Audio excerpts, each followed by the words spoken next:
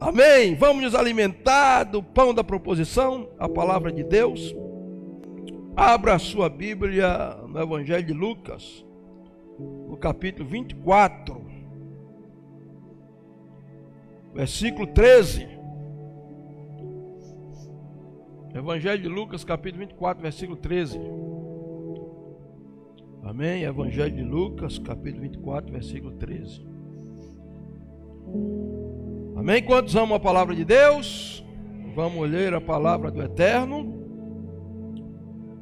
Naquele mesmo dia, dois deles estavam de caminho para uma aldeia chamada Emaús, distante de Jerusalém, 60 estádios. Iam conversando a respeito de todas as coisas sucedidas. Aconteceu que quando conversavam, discutiam, o próprio Jesus se aproximou e ia com eles. Os seus olhos, porém, estavam como que impedidos de o reconhecer. Então lhes perguntou Jesus: que é isto que vos preocupa? E de que ides tratando à medida que caminhais? E eles pararam, entristecidos. Um, porém, chamado Cleófas, respondeu dizendo: és o único, porventura, que, tendo estado em Jerusalém, ignoras as ocorrências desses últimos dias?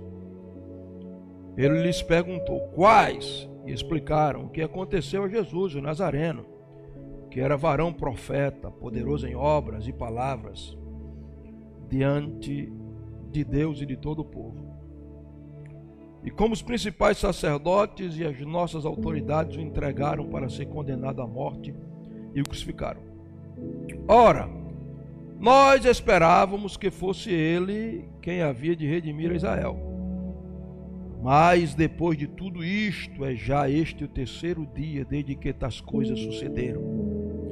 É verdade também que algumas mulheres das que conosco estavam nos surpreenderam, tendo ido de madrugada ao túmulo, e não achando o corpo de Jesus, voltaram dizendo: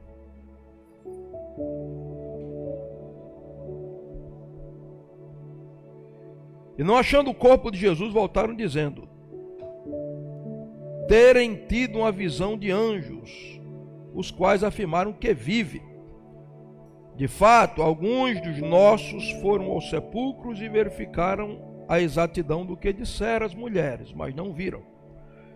Então lhes disse Jesus: honestos e tardios de coração para crer tudo o que os profetas disseram, porventura não convinha que o Cristo padecesse e entrasse na sua glória?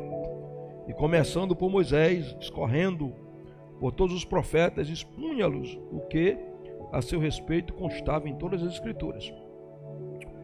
Quando se aproximavam da aldeia para onde iam, fez ele menção de passar adiante. Mas eles o constrangeram, dizendo: fica conosco, porque é tarde e o dia já declina. E entrou para ficar com eles. Aconteceu que, quando estavam à mesa, tomando ele o pão, abençoou, tendo partido, lhes deu. Então se lhes abriram os olhos e o reconheceram, mas ele desapareceu da presença deles. E disseram um ao outro: porventura não nos ardia o coração quando ele pelo caminho nos falava, quando nos expunha as Escrituras? E na mesma hora, levantando-se, voltaram para Jerusalém, onde acharam reunidos os 11 e os outros com eles, os quais diziam: o Senhor já ressuscitou e apareceu a Simão. Amém. Até o versículo 24. Nessa noite nós queremos estudar com os irmãos o seguinte tema: no caminho de Emaús. Diga comigo: no caminho de Emaús. Diga para 3 pessoas: no caminho de Emaús. Diga: no caminho de Emaús. Queridos, muitas coisas aconteceram no caminho de Emaús que nos traz lições tremendas, poderosas e edificantes. Veja, o ministério de Jesus terminou, ele foi crucificado, ele foi sepultado, ele ressuscitou ao terceiro dia e fazia 3 dias que ele havia morrido e agora ele está recentemente ressuscitado, e diz a Bíblia que 2 indivíduos, um se chamava Cleófas, era o meu xará, não é? Cleófas, segundo a tradição, é o mesmo Alfeu, que era tio adotivo de Jesus. Olha que privilégio o meu nome, né? Eu não sabia que eu era tio adotivo de Jesus. O outro, segundo o historiador, era Lucas, o que escreveu o Evangelho. Lucas e Cleófas, que andaram com Jesus, que tiveram contato íntimo com Jesus, que foram discipulados, porque eles eram discípulos de Jesus, estão saindo de Jerusalém, estão indo para Emaús, que era 11 quilômetros de Jerusalém, 2 horas de caminhada a pé, né? Não sei o que eles iam fazer lá, porque a Bíblia não diz se iam a negócio, iam visitar um parente, se era o lugar onde residiam e eles estavam saturados de Jerusalém, se tinham desistido do ministério. Mas a Bíblia diz que aqueles 2 indivíduos estão caminhando lado a lado para Jerusalém. E nós, hoje, vamos aprender algumas coisas com esses indivíduos. Lucas, que eu acredito que seja, e Cleófas. Algumas lições. Primeira lição que nós aprendemos é que, primeira lição, ponto 1, é que no caminho de Emaús nós precisamos de companheirismo. Veja comigo o versículo 13. Naquele mesmo dia, 2 deles estavam caminhando para uma aldeia. Presta atenção, não era um que estava caminhando para a aldeia de Emaús. Eram 2, porque Jesus sempre ensinou, explicou, expôs, demonstrou a importância da equipe, do companheirismo. Ninguém foi feito para viver sozinho. Foi o próprio Deus quem disse: não é bom que o homem esteja só. Quando ele viu Adão lá na solidão do Éden, os animais viviam gregariamente, comunitariamente, o Adão lá na solidão do Éden, Deus disse: não, bom, Adão é muito bom, fiz Adão, mas ele sozinho aí não dá certo. Não é bom que o homem esteja só. Por isso que Deus criou a mulher para ser companheira do homem. Mas homem e mulher não é a única companhia. Ministerialmente, eclesiasticamente falando, quando eu falo eclesiasticamente, estou falando no contexto de igreja, nós precisamos de companheirismo, precisamos um do outro. O que é que o sábio Salomão disse? Não é bom que seja um, é bom que sejam 2, porque se um cair, o outro se levanta. Se alguém tentar contra um, 2 resistirão. E o cordão de 3 dobras não se quebra com facilidade. É por isso que o inimigo tem uma arma que ele usa muito, chamada divisão. O inimigo quer ver uma igreja fragmentada, dividida. É por isso que nós prezamos pela célula. A célula fala de quê? Um dos pilares da célula, a comunhão da igreja. Nós prezamos um do outro. Jesus disse: onde estiverem 2 ou 3 reunidos no meu nome, estarei eu no meio deles. Então ele só está onde há comunidade. Por isso ninguém individualmente é igreja. Eu sou igreja. Eu diria que até 2 pode ser igreja, porque onde estiverem 2 ou 3 eu estou no meio. E Jesus era judeu, então ele conhecia o dito judaico. Isso era uma vertente da escola rabínica judaica, que dizia que onde 2 judeus estavam conversando sobre a Torá, sobre a Bíblia, a presença de Deus estava lá. E Jesus está dizendo: eu sou a Bíblia viva, a Torá viva, eu sou a palavra viva. Então onde 2 ou 3 estiveram conversando sobre mim, ali eu estarei presente. Então, para o seu irmão, eu digo: você precisa de mim, meu irmão. Diga, eu sei que você me acha muito bonito. Diga, eu sei que às vezes eu sou chato, mas tu precisas de mim e eu preciso de ti.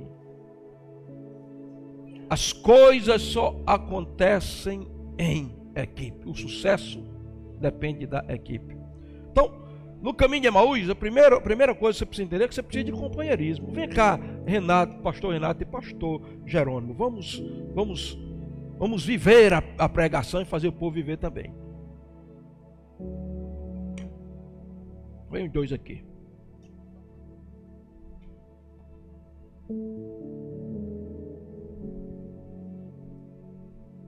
Fica aqui um do lado do outro. Mais para cá, vem para cá.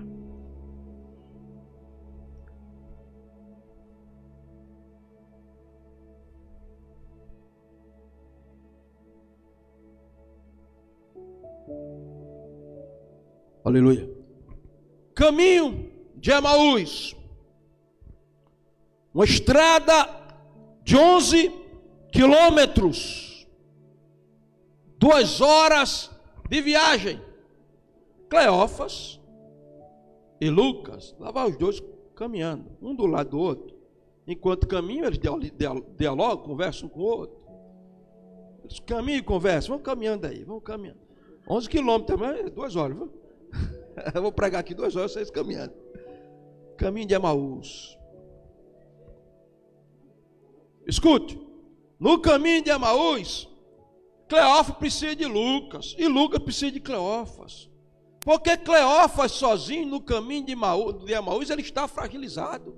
Porque o caminho de Emaús talvez fosse um caminho perigoso. E alguém podia se opor contra Cleófas. E Lucas, vem cá Lucas. E Lucas ia juntar força para os dois defender um ao outro. Andando. No caminho de Emaús, Lucas e Cleófas precisam um do outro, porque um pode levar um tropeção e de repente quebrar a cabeça do dedo aí, não poder andar, e aí o outro vai pegar e ajudar a caminhar juntos. Isso é igreja, irmãos. Igreja é companheirismo. Nós precisamos de companheiros. Nós precisamos de amigo. Ninguém nasceu para viver isolado no canto, sozinho, introspectivo, não compartilha nada, não fala nada, não compartilha na luta, não tem ombro amigo para chorar. Essa pessoa não é normal. Uma pessoa normal é uma pessoa que entende a necessidade de companheiro, porque ninguém é super-homem. Até pastor precisa de pastor para se compartilhar com o pastor. A quem discipula precisa ser discipulado. Nós precisamos entender que nesse caminho de Emaús em que nós estamos tratando e projetando os projetos e os planos de Deus, nós não podemos estar sozinhos, precisamos um do outro. É por isso que antigamente eu cantava: eu preciso de você, você precisa de mim, nós precisamos de Cristo até o fim. Eu sou da velha guarda, né? Sem cessar, sem parar, sem vacilar. Como é? Olha. Sem cessar, sem parar, sem vacilar, sem temer, sem parar. Coloque ele para ministrar o louvor aqui na próxima semana. Mas mandando aí. Companheirismo. Ninguém anda sozinho na estrada. A estrada sozinha, ela se torna maior, meu irmão, mais comprida. Quando vai os dois, conversando, você vai conversando, daqui a pouco 2 horas se torna meia hora. Você sozinho, a estrada é mais comprida, mas nós juntos, a estrada se tornará mais confortável, mais aconchegante, mais fácil de ir. Precisamos um dos outros. Fica aí, vou pregar 2 horas e vocês vão, Cleófas e Lucas vai ficar aqui comigo. Estou brincando. Segundo ponto, para a gente começar a avançar aqui. No caminho de Emaús encontramos o propósito, aqui no versículo 13. Naquele mesmo dia, 2 deles estavam de caminho para uma aldeia chamada Emaús. Eles tinham um propósito. Eles tinham um objetivo. Se alguém perguntasse, vai para onde, Cleófas? Vou para Emaús. Vai para onde, Lucas? Vou para Emaús. Eles sabiam para onde ir, porque caminho fala de propósito.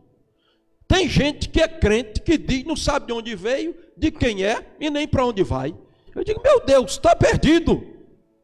Você tem que ter um propósito, um objetivo na vida, um sonho. Quem não tem propósito não tem projeto. Quem não tem projeto não tem sonho. Quem não tem sonho não vive, somente existe. Qual é o teu propósito? Você tem que saber que você veio de Deus, que você é de Deus e que você está voltando para Deus. Você tem o caminho, é o caminho do céu, é o caminho da glória, é o caminho dos projetos e planos de Deus na tua vida. Vamos passar. Ponto 3. No caminho de Emaús, irmãos, se no caminho de Emaús precisamos uns dos outros de companheirismo, se no caminho de Emaús encontramos o propósito, ponto 3 é que no caminho de Emaús nossas conversas precisam atrair a Cristo. Onde é que está isso aqui, pastor? Olha, aí a gente vai para o capítulo, versículo 15, olha comigo, versículo 15. Versículo 14 diz assim: iam conversando a respeito de todas as coisas sucedidas. E aconteceu que enquanto conversavam e discutiam, o próprio Jesus se aproximou e ia com eles. Diga comigo, no caminho de Emaús, nossas conversas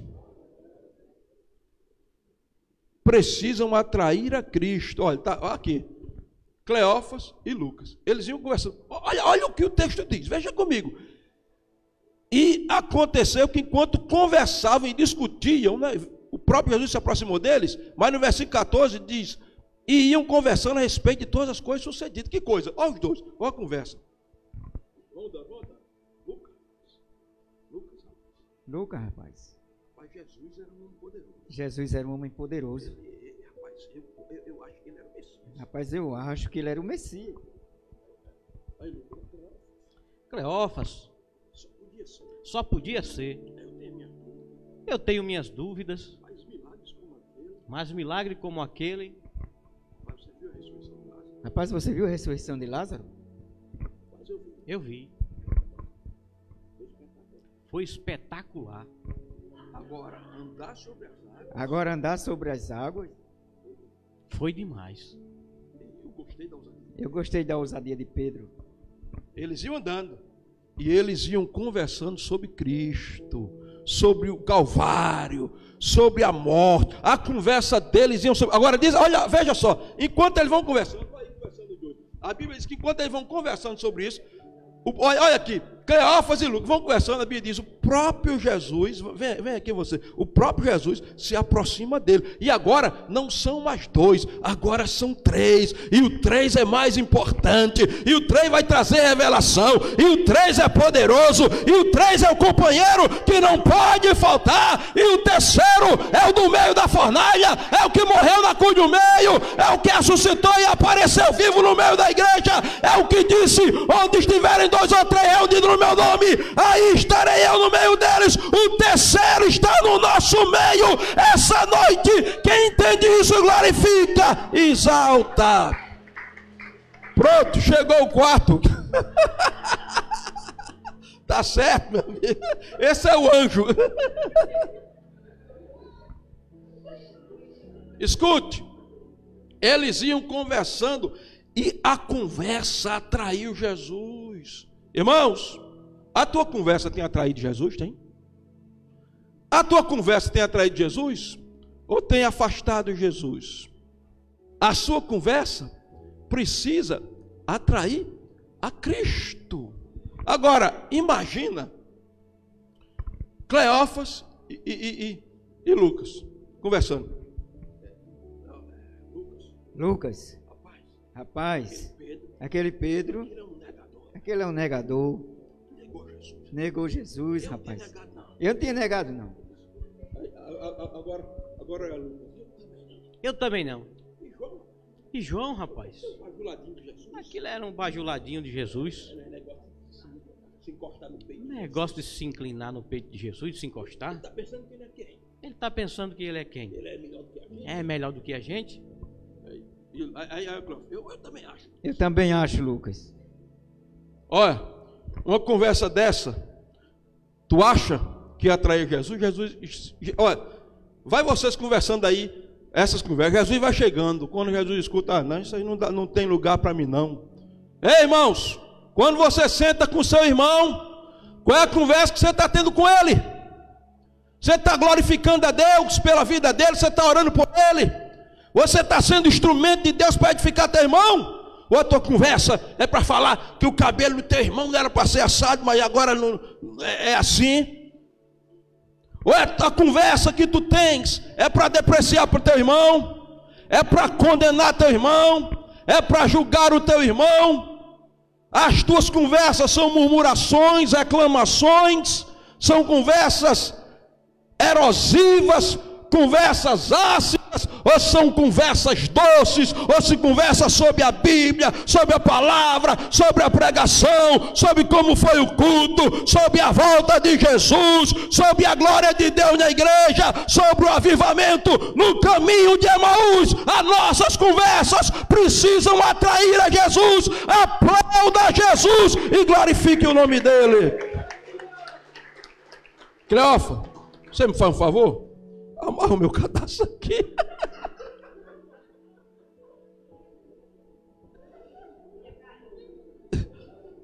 Muito obrigado, em verdade te digo que não perderás o teu galardão. Agora, daqui a pouco vocês sentam, viu? Em quarto lugar, queridos, quarto ponto. No caminho de Emaús, precisamos da proximidade de Cristo. Lá vai os dois caminhando. Caminho de Emaús, chega para cá. E o anjo vai aí atrás, né? O anjo quase invisível. Vão andando.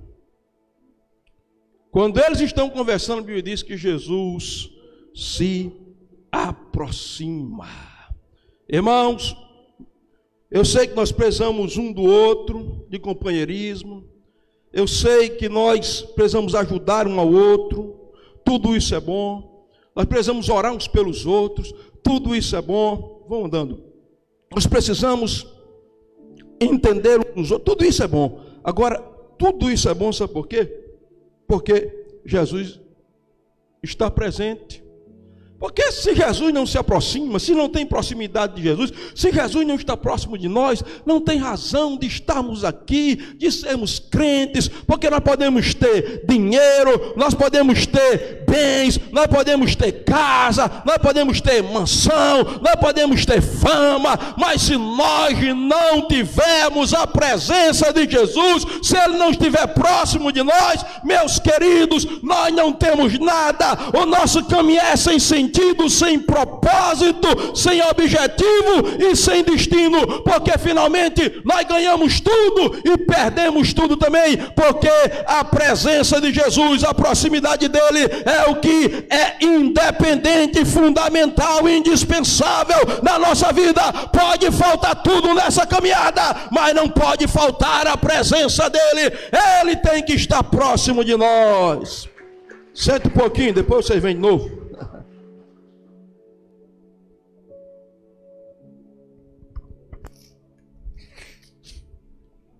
Aleluia, glória a Deus, diga amém.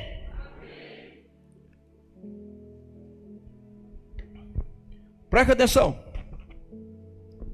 Ponto 5. No caminho de Emaús, querida, os nossos olhos não devem estar fechados. Verso 16. Veja aí, os dois iam caminhando, conversando, Jesus se aproximou, mas o versículo 16 diz: os seus olhos, porém, estavam como que impedidos de reconhecer. Está lá Cleófas e Lucas, os dois conversando. Jesus se aproxima. Irmãos, eles conviveram no mínimo 3 anos com Jesus. Agora, se Cleófas verdadeiramente era Alfeu, que era o tio adotivo de Jesus, se ele era tio de Jesus, ele viu Jesus engatinhar, ele viu Jesus nos braços. Quantas vezes ele levou Jesus para a praia, quantas vezes ele não balançou Jesus na rede, não ajudou Maria, quantas vezes lá na carpintaria, né? Ele, juntamente com o pai adotivo de Jesus, ele conviveu de perto com Cristo. Mas agora, está Cleófas, está Lucas, Jesus próximo, e eles de olho aberto.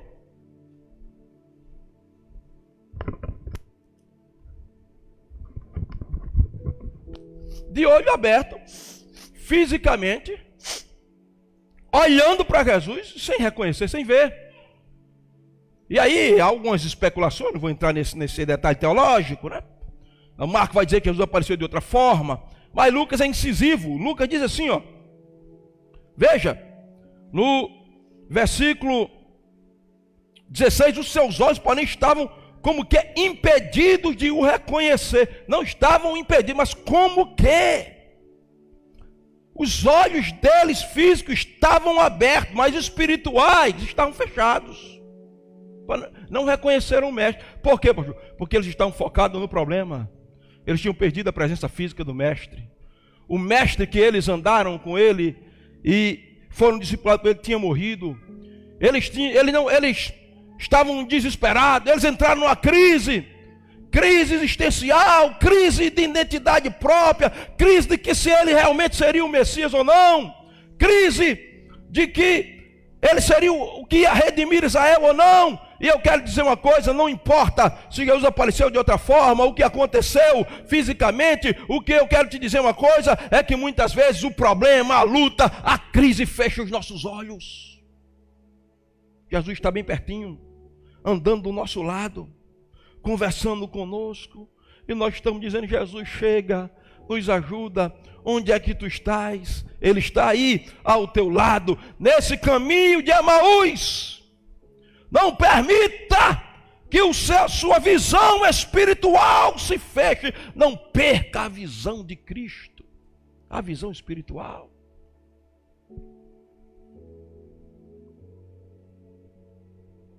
A crise nos impede de ver o poço vertendo água do nosso lado. Está lá Agar, o menino Ismael chorando, e Agar aflita, no calor do deserto, o ódio de Abraão acabou, o pão que Abraão tinha dado acabou, o menino está faminto, e a Bíblia diz que Agar clamando, meu Deus, o menino vai morrer de sede. E a Bíblia diz, um poço do lado de Agar, e ela não via, porque a Bíblia diz, Deus abriu os olhos de Agar, ela viu o poço. Deus não criou o poço, o poço já estava lá. Então há um poço de provisão de Deus aí do seu lado. Esse poço é o próprio Cristo, a presença de Cristo, a fonte das águas vivas. Em nome de Jesus, não permita que as escamas das guerras, das tribulações, dos problemas dessa vida fechem a tua visão espiritual. Nesse caminho, a tua visão espiritual será aberta, porque o colírio do céu vai tocar nos teus olhos e a crise não vai te impedir de ver Jesus. Ah, pastor, o senhor está dizendo isso porque não sabe a situação que eu estou enfrentando em casa com meu filho. Eu não quero saber a situação que você está enfrentando com meu marido, eu também não quero saber. O desemprego eu não quero saber. Jesus mudou? Ele continua sendo Deus do impossível ou não? Ele soluciona problemas ou não? Ele é o provedor ainda ou não? Ele é o teu pastor ainda ou não? Ele está do teu lado ou mais do que isso? Só que ele não está nem do teu lado. Ele está dentro de você. Deixa a tua visão espiritual ser acionada e abre os teus olhos para ver quem está do teu lado. Meu senhor Eliseu, o que é que tu tem, moço? O senhor precisa, não venha. Só o senhor vendo. O que? Estamos perdidos, estamos cercados. Vem aqui para fora da tenda. Aí Eliseu disse, o que é? Está vendo? Não, esses carros aqui, os sírios nos cercaram aqui, estamos perdidos. O nosso exército desse tamanho, poder bélico deles. Aí Eliseu disse, meu amigo, você tem andado comigo, rapaz, esse tempo todo não entendeu ainda? Maior são os que estão conosco do que estão conosco. Estão conosco o quê, meu senhor? O exército grande aí. Ele disse, meu Deus, só orando. Um cara desse anda comigo e não tem visão. Senhor, abre os olhos dele. Meu senhor, o que é? Não estou perdido não, porque ao derredor desse exército de assírios, eu estou vendo milhares e milhares de carros, cavaleiros e cavalos de fogo. Ao teu redor está o exército celestial. Se a crise fechou os teus olhos espirituais, hoje eles se abrem para você ver que com você está um exército maior, com você está a presença de Cristo. Amém? 6º lugar, porque são 13 pontos, eu vou correr. No caminho de Emaús, irmãos, a tristeza não pode nos paralisar. Verso 17. Veja comigo. Então lhes perguntou Jesus: que é isto que conversais? E de que ides tratando à medida que caminhais? E eles pararam entristecidos. Suba aqui de novo, Cleófas e Lucas, por favor. Eles pararam entristecidos.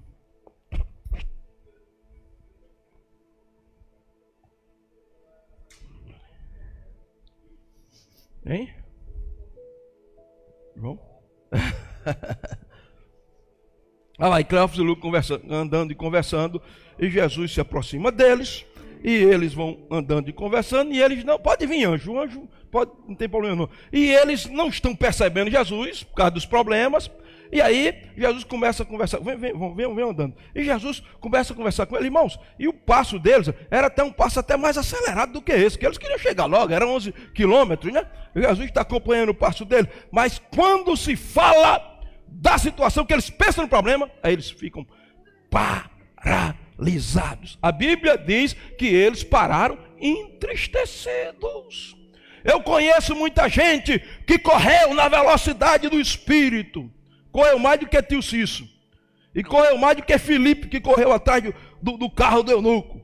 Ele corria de joelho, porque quando dava 5 horas ele estava no matutino orando. Ele corria, porque quando se falava de abrir célula, ele era o primeiro que estava lá na frente, dizendo: pastor, pode contar comigo. Ele corria espiritualmente, quando se falava de jejuar, ele dava um nome, mas aí veio um problema, uma crise, e vem andando rápido. E aí, ó, o que acontece? A crise veio, a tristeza começou a tomar conta deles, e a tristeza parou.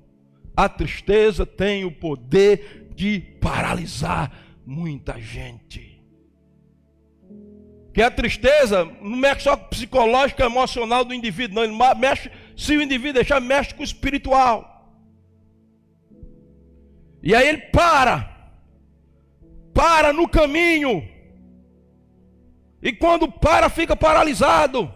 E quando fica paralisado, não age. E quando não age, não avança. E quando não avança, não continua. E quem não continua, não chega. Irmãos, muitas vezes a vitória está ali, a um passo só, como diz o antigo hino, um passo só e verás que maravilhas, né? Um passo só, mas o camarada dominado pela tristeza no coração, fica sem ação, sem atitude, paralisado, não sabe o que fazer. A tristeza dá lugar à ansiedade, ao medo, e aí, assim começa a depressão. O cara se deixa dominar pela tristeza, ansiedade, um vulcão dentro da alma. Daqui a pouco ele: não vou trabalhar hoje não vou para a igreja, daqui a pouco, hoje eu não vou sair de casa. Daqui a pouco ele está de cama, paralisado, se tornou patológico. Mas nesse caminho de Emaús, a tristeza pode até nos parar um pouco, mas ela não nos paralisará. Sabe por quê? Jesus está conosco e ele vai continuar a conversa. E quando ele continuar a conversa, a gente vai caminhando, porque o destino é o céu. Não é para parar, é para continuar. Muita gente parou, caiu, parou, voltou para o mundo, voltou para o pecado, voltou para a vida distante de Deus, e agora a vida está destruída, não há mais sentido. Mas eu quero declarar que eu estou diante de um exército que não vai parar, diante das ameaças, dos problemas e da tristeza. Não pararemos, não ficaremos paralisados, nós vamos continuar, como diz o hino. A igreja segue caminhando, né? A igreja segue caminhando. Com Cristo, nós seguiremos caminhando. Só um minuto lá. É melhor vocês ficarem por aí, sentados aí, que eu vou chamar vocês mesmo daqui a pouco de novo. Mas fique lá, né? Você não faz exercício para me pregar sozinho. Pega 2 cadeiras, bota aí logo.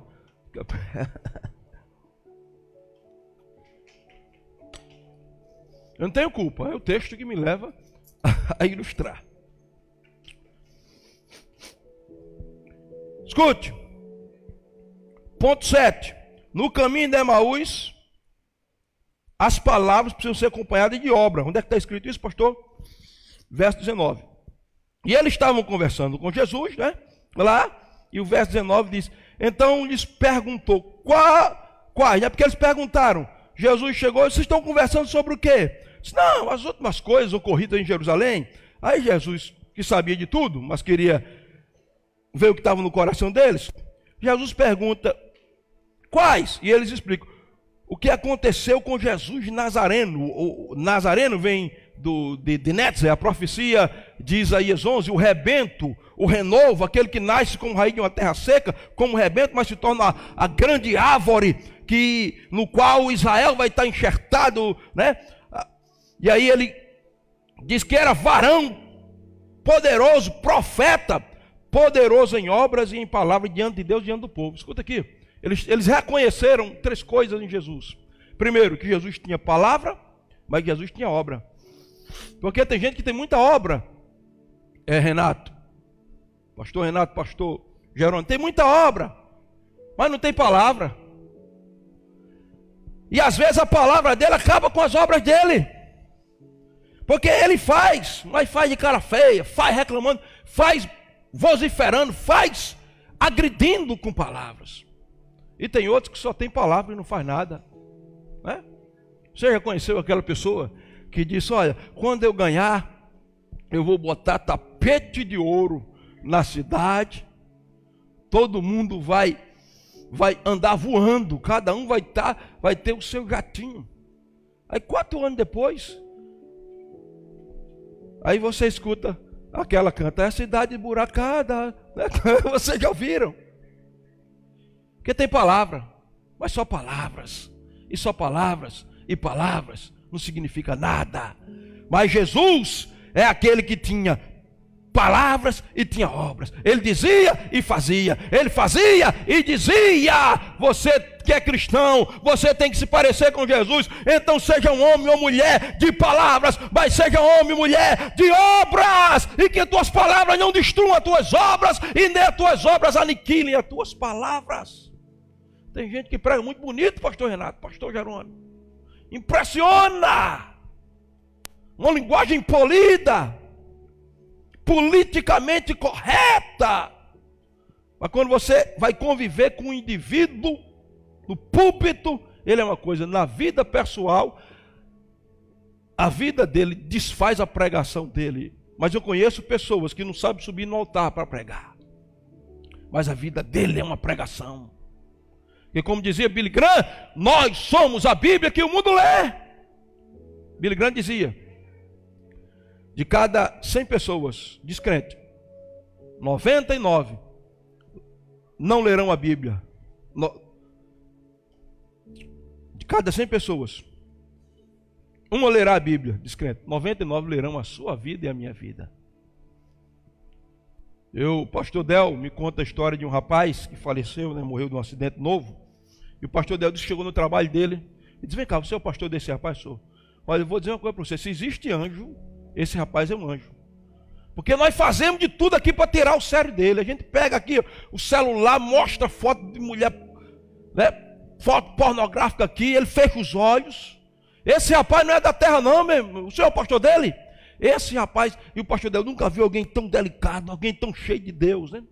O pastor Del disse que ele era tão parecido com Jesus, tão santo, que Jesus levou logo para estar com ele. Morreu muito jovem, solteiro ainda, um rapaz.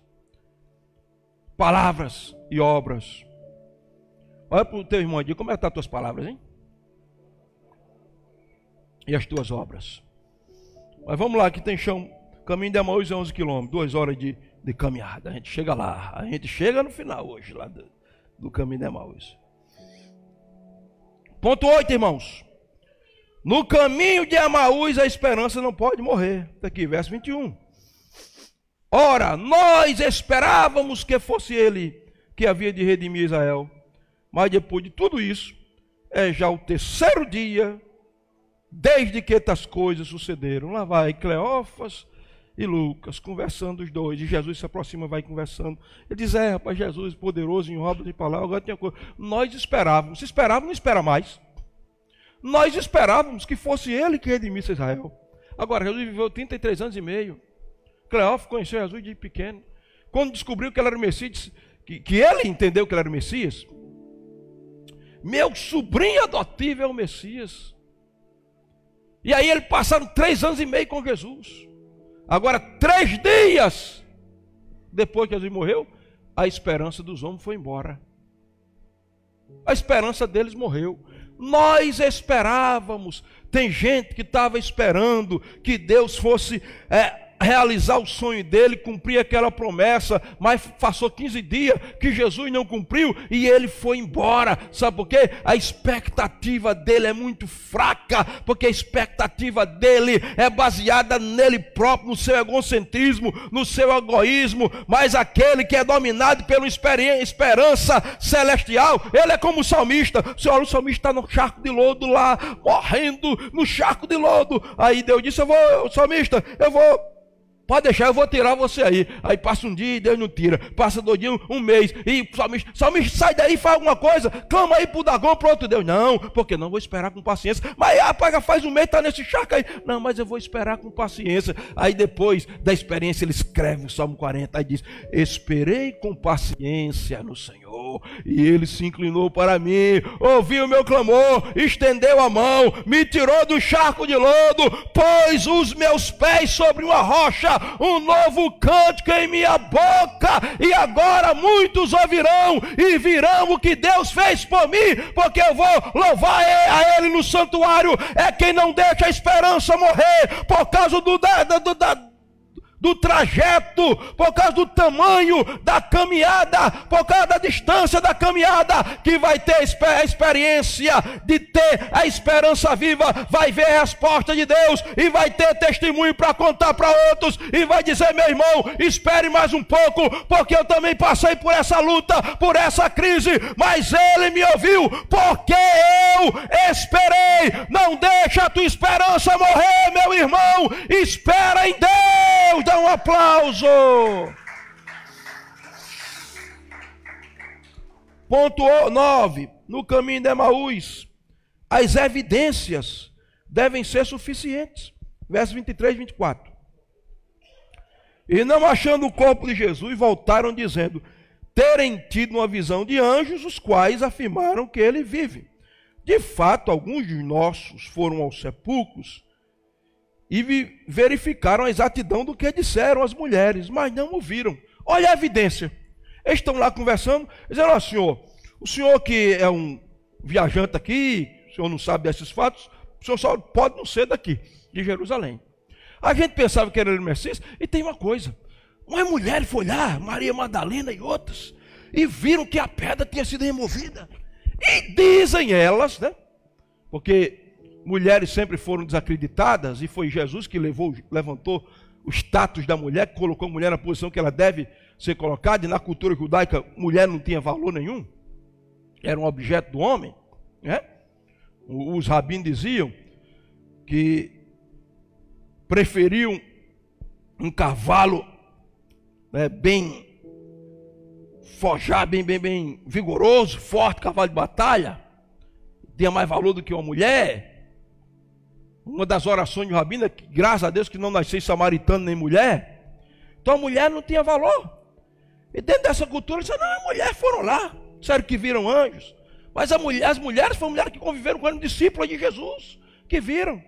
E aí disseram: não, e foram lá alguns e viram as evidências. Lá a pedra estava removida, ninguém sabe o que aconteceu. As evidências estão lá. As mulheres dizem: tem gente, irmãos, que se Jesus aparecer e disser: eu sou Jesus, ele ainda fica duvidando. Tem gente que as evidências não são suficientes para ele crer. Que nível de incredulidade é um Tomé da vida?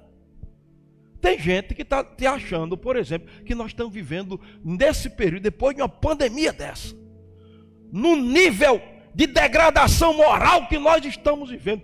Os sinais estão aí, né? Até minha mãe dizendo que toda madrugada o céu está amanhecendo vermelho. Ela mandou uma foto para mim, que eu vinha de São Paulo umas 4 horas da manhã e procurando, não vi, mas depois das 4, né? Aí meu pai disse: é o sinal da volta de Jesus. Eu não sei se isso aí tem uma explicação científica. Eu só sei de uma coisa, que não precisa disso aí não para provar. A situação que o mundo vive hoje, o mundo nunca viveu a situação que vive hoje. E tem crente deitado na rede, se balançando eternamente em beiços esplêndidos, pensando que a gente está vivendo a vida comum. Meu irmão, talvez as evidências não sejam suficientes para você, mas quem crê na Bíblia, quem vive a Bíblia, sabe que daqui a pouquinho, não vai demorar muito não, a trombeta vai tocar, Jesus está vindo aí, é tempo de se preparar. Porque o povo está vivendo aí, os crentes estão vendo aí como se na normalidade da vida, Jesus está voltando, se prepare, pode ser hoje, pode ser que esse culto não termine, ele quem sabe, porque não existe mais nenhum sinal que espere a volta de Jesus, todos já se cumpriram, inclusive o maior sinal da figueira, desde 1948, 14 de maio de 48, ressurreição de Israel, o maior sinal da volta de Jesus. Preste atenção, não estou marcando a volta de Jesus, não estou dizendo que ele vai voltar, eu estou dizendo que os sinais estão aí, então viva na expectativa. Mas tem gente que as evidências não são suficientes, mas vamos lá. Lucas, deixa o anjo aí que eu vou precisar de você agora. No caminho de Emaús, ponto 10, entendemos que Cristo é o centro da Bíblia. Venha cá, Lucas e Cleófas, suba aqui. Verso 27, ó. E começando, né? Porque no verso 26, fica aí os dois, um do lado do outro, né? No verso 25, Jesus disse: então disse Jesus, honesto e tardio de coração para crer, tudo que os profetas disseram, porventura não convinha que o Cristo padecesse e entrasse na sua glória? E começando por Moisés, discorrendo por todos os profetas, expunha-lhes o que a seu respeito estava em todas as escrituras. Olhe para cá, os dois vão conversando, né? Deixa eu voltar aqui para...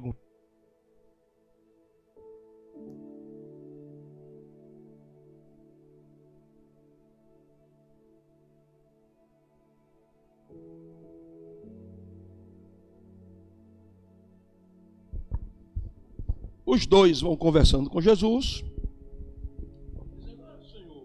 Senhor, o Senhor é um cara muito gentil, sabe? Mas a gente pensava que Jesus era o Messias. Aí Lucas diz: é verdade. Nós esperávamos. Aí vai andando. Aí Jesus disse: rapaz, vocês conviveram com ele? Foi o discípulo dele? Vocês conviveram com ele? Eu estou perguntando. Vocês conviveram com ele? Foi o discípulo dele? Sim. Você foi discípulo dele também? Sim, fui. Certamente ele ensinou a Bíblia para vocês, não é? Ensinou muito. Vamos lá. Rapaz, vocês me desculpem aí, eu não quero ser deselegante, mas vocês estão demorando a captar. Vocês estão sendo nércios e tardios, porque os profetas ensinaram sobre ele. Vamos andando. Os profetas ensinaram sobre ele. E aí, irmãos, o maior curso teológico em 2 horas de estrada que já aconteceu na história. Em 2 horas de estrada, enquanto eles vão caminhando aí, a Bíblia diz: Jesus expôs as escrituras. Olhe para cá, olhe para mim. Jesus expôs as escrituras. A Bíblia diz que Jesus, olha você para mim. A Bíblia diz que Jesus abriu a Bíblia. Agora, se Jesus abriu a Bíblia, o que é que eu estou fazendo na minha casa com a Bíblia fechada? Se Jesus abriu a Bíblia para ensinar aqueles que conviveram com ele. E agora, irmãos, era a palavra viva ensinando a palavra escrita. Que coisa tremenda. E a Bíblia diz que Jesus começou, vamos lá. Jesus começou de Moisés. Jesus começou para ele: olha, eu vou ensinar para vocês, rapaz. O Cristo, ele tinha que nascer, ele tinha que exercer o ministério dele, mas ele tinha que morrer também. Tinha que morrer na cruz e ele tinha que ressuscitar, rapaz, o 3º dia. E isso aí quem falou foi Moisés. Você não lembra do proto-evangelho, não? Lá Gênesis, capítulo 3, e versículo 15, quando diz que a semente da mulher ia ter o calcanhar ferido, mas ia ferir a cabeça da serpente. Isso aconteceu, foi no Calvário, rapaz. Lá o calcanhar dele foi ferido, mas ele feriu a cabeça da serpente, certamente. Vocês não entendem, não, que Moisés falou, ensinou lá naquela história lá de Abraão, lá em capítulo 22 de Gênesis. Aquilo era tipologia bíblica. Aquele cordeiro ali, aquilo era uma figura de Cristo. Isaac era uma figura de Cristo. E você não viu não na Páscoa lá em Êxodo? Moisés falou, rapaz, em Êxodo, vamos lá, Êxodo no capítulo 12, o Cordeiro Pascual, aquilo ali era Cristo, ele não morreu, que o Cristo tinha que morrer. Agora, o Cristo não tinha só que morrer, não. Ele tinha que ressuscitar. Olha, sabe por quê? Jonas passou 3 dias no ventre do peixe e ao terceiro dia ele foi vomitado, rapaz. O Cristo tinha que passar 3 dias no ventre da terra, mas no terceiro dia ele tinha que ser vomitado. E Jesus, a Bíblia diz, começou dos profetas e foi passando. Ah, você não entende, rapaz, no Salmo 23, o pastor do Salmo 23 tinha que ser o Cristo. Ah, mas ele não só tem o Salmo 23, não, tem o 22. No 22, ele é sacrificado. Mas no 24, deixa vocês não entenderam, no 24, ele é o Rei da Glória. As portas certamente já se abriram lá no céu e o Rei da Glória entrou. A Bíblia diz que Jesus expunha as Escrituras. Sabe o que é que vai salvar a igreja? É as Escrituras, é a Bíblia, é pregação expositiva. Se até Jesus pregou expositivamente, o que é que você quer, pregador? Contando anedota e não abre a Bíblia para o povo? Não é mensagem de autoajuda, coaches gospel que vai salvar a igreja. É a Bíblia aberta, é a exposição das palavras. Aplauda Jesus. Por quê, pastor? Porque Cristo é o centro da Bíblia. A Bíblia é cristológica e cristocêntrica. É Cristo do começo ao fim. É Cristo na Páscoa, é Cristo nas bases de prata do tabernáculo, é Cristo no altar do holocausto, é Cristo na pia de bronze, é Cristo no candelabro de ouro, é Cristo na mesa dos pães da proposição, é Cristo na arca da aliança, é Cristo no véu rasgado do templo, é Cristo nos salmos, nos profetas, é Cristo manifestado nos evangelhos, explicado nas cartas paulinas e revelado no Apocalipse. É Cristo que morreu e ressuscitou, mas que voltará como Rei dos Reis e Senhor dos Senhores. É Cristo da Bíblia, de Gênesis a Apocalipse. Aplauda Jesus. Ou eu conheço a Bíblia, ou eu não conheço Cristo. Bíblia aberta, Cristo vivo no meu coração. Bíblia fechada, Cristo distante de mim. Eles iam andando e Jesus ia expondo as Escrituras. Amém, queridos? Vamos lá, pastor? Vamos, são 2 horas de estrada, 11 quilômetros. Ponto 11. No caminho de Maús, devemos manter a presença de Cristo. Então, vai para cá. Eles vão conversando, os dois, caminhando. Jesus se aproxima e eles acham gostoso a presença de Jesus. E finalmente, os 11 quilômetros terminam. O caminho de Emaús chega, terminou o caminho. Aí Jesus, para ver a intenção deles, Jesus faz isso aqui, ó. Eles vão entrar e Jesus faz de conta que vai prosseguir. Aí sabe o que ele disse? Os dois seguraram Jesus. Segura aí, delicadamente. Segura os dois. E sabe o que foi que ele disse? A Bíblia diz, constrangeram. O que é constranger? Delicadamente disseram, vá não, Senhor. Fica conosco. Fica conosco. Fica conosco. É tão bom a sua presença. É tão bom essa conversa. Já é tarde. O sol se declina. Fica conosco. Segura aí, segura.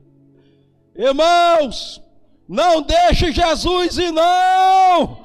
Segura a presença dele. Essa noite diga, fica conosco, mestre. Sem ele nós não entendemos a Bíblia. Sem ele nós não entendemos o projeto. Sem ele nem caminho de Emaús existe. Tem gente que perde a presença de Jesus por qualquer coisa. O irmão fez uma cara para ele, cara feia, né? Ele já vai embora. O ventozinho da tribulação bateu. O vento de Jesus, mas quem teve a presença de Jesus no caminho, quando Jesus fizer de conta que vai se afastar, ele segura. E ele diz, fica conosco. Fica conosco, mestre. Não vai embora, mestre. Glória a Deus. Diga para o seu irmão, meu irmão, não perca a presença de Jesus. Perca tudo. Perca tudo. Perca a aula. Perca o que for que tiver de perder. Perca tudo, mas não perca a presença de Jesus, porque eu posso viver sem profissão, eu posso viver sem emprego, eu posso viver sem carro, eu posso viver sem casa, eu posso viver sem mulher, eu posso viver sem filho, eu posso viver sem tudo, mas não posso viver sem a presença dele. Aplauda e glorifique, glorifique e aplauda, aplauda e exalte. Só um minutinho que ele está terminando. Ponto 12 e 13 para terminar e para ser do Senhor. Em penúltimo lugar, ponto 12. No caminho de Emaús entendemos a revelação da mesa. Verso 30 e 31. Olha comigo. 31. E aconteceu que quando estavam à mesa, tomando ele o pão, abençoou e tendo partido, lhes deu. Então eles abriram os olhos e reconheceram e desapareceu da presença deles. Preste atenção. Eles estavam no caminho. Ei, preste atenção, olhe para cá. O caminho, a gente não vai viver sempre no caminho. Há momentos que é para caminhar, que é para correr, que é para lutar, que é para... Mas ninguém vive. Porque a gente sabe que a vida cristã é um campo de batalha espiritual, mas não quer dizer que você vai viver batalha espiritual, luta o resto da sua vida, não. Eu me lembro da irmã do ciclo de oração, né? Falava bem fininha. E ela passava anos e anos, todo sábado, ela dizia, ora por mim, pastor, que eu estou passando uma luta, meus irmãos. E era essa cantiga, não parava. Era guerra por cima de guerra, luta que luta. E meu irmão, pelo amor de Deus, essa irmã não tem uma trégua, é luta. Olha, o caminho tem tudo isso. Mas quando você vai chegar um momento, você agarra a presença do mestre. E o mestre vai, que entra dentro de casa com você. E a Bíblia diz, ó, que os três, senta aí, sentaram na mesa, né? Sentar na mesa. Ei, vai ter momento de conforto para você também. Nem tudo é tribulação, nem tudo é suor, nem tudo é estrada poeirenta, nem tudo é pedra no caminho. Há momentos que ele vai entrar na casa conosco e ele vai sentar com a gente, irmãos. Isso fala de comunhão, camaradagem, amizade. E eles ficaram sentados lá. E agora, entenda, eles não conheceram. E a Bíblia diz que Jesus fez algo singular. Tem como jogar aí na tela para o povo lá de trás ver? Algo singular. E que eles eram acostumados a fazer como judeu. A Bíblia diz que Jesus tomou o pão. Presta atenção. E quando Jesus abençoou o pão, que disse, Baruch Rabá Beshem Adonai, né? Bendito és tu, Senhor Rei do Universo, que faz com que a terra produza o pão para o sustento de toda a carne. Quando Jesus diz isso, aí tira os óculos aí, Cleófas. Olha para cá, Lucas. E o anjo está aí. Quando Jesus fez isso, a Bíblia diz que os olhos dos homens se abriram. E eles disseram, é o mestre! É o mestre! É o mestre! É o mestre, Cleófas! É o mestre! É o mestre! Rapaz, é no momento da comunhão, do partir do pão, que os olhos se abrem para a revelação, meu irmão. Olha, fica aí vocês. Ó, Jesus na companhia deles, olhos fechados. Jesus conversando com eles, olhos fechados. Jesus abrindo as escrituras para eles, olhos fechados. Mas no momento que sentou no pão, na mesa e partiu o pão, ou seja, no momento da comunhão, os olhos se abriram. É por isso que nós estamos aqui nessa noite. O que estamos fazendo, pastor? Sentado na mesa para celebrar a ceia do Senhor. Essa noite ele parte o pão, nossos olhos se abrem e nós temos a revelação da cruz e da ressurreição. Aplauda mais forte, glorifique, exalte. A Bíblia diz, fiquem em pé vocês dois. A Bíblia diz que na hora que os olhos se abriram, Jesus desapareceu. Porque agora eles tinham a revelação, precisavam da presença física de Jesus. O que eles precisavam era da presença espiritual. E quem tem a revelação, tem os olhos espirituais, não precisa Jesus estar fisicamente andando com você, porque ele já está espiritualmente andando dentro de você.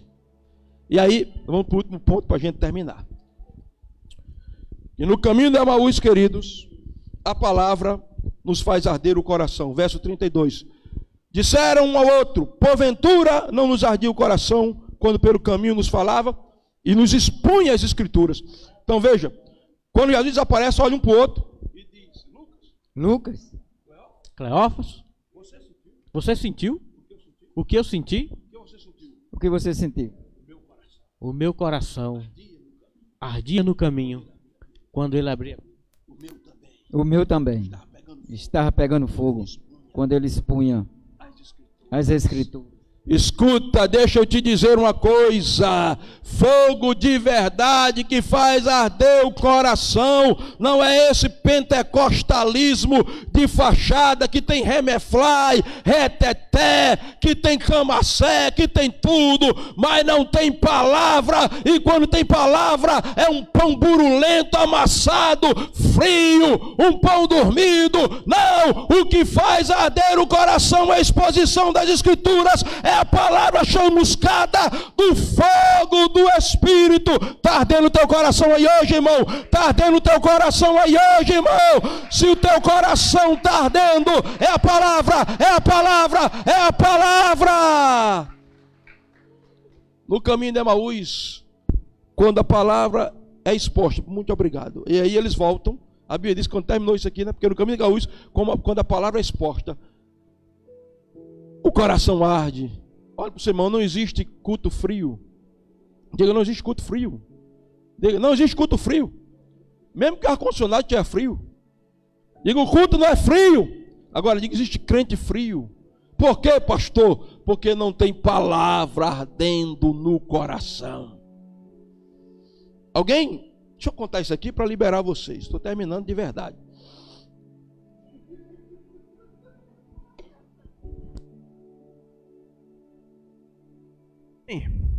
Conversando comigo